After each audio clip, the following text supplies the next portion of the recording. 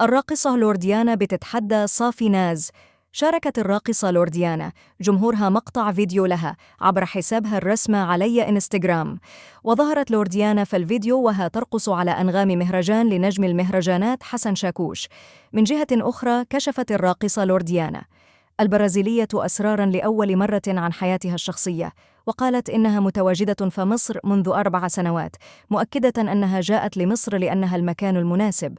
وأضافت خلال حوار على الحدث اليوم أنها درست الرقص الشرقي وغيره من أنواع الرقص في البرازيل، ومصر كانت أول دولة تبدأ فيها احتراف الرقص، ولفتت إلى أنها اختارت مصر لوجود زميلة لها، مؤكدة أنها تعاقدت مع شركة وقامت بترتيب الأعمال لها. وتابعت: كنت في البرازيل وصديقة لا قالت لا أنهم محتاجين لرقصي فمدينة شرم الشيخ، وعلي هذا الأساس ذهبت إلى مصر. وأشارت إلى أن الأغاني في مصر مختلفة عن البرازيل، لذلك كانت تستعين بصديقتها لمساعدتها.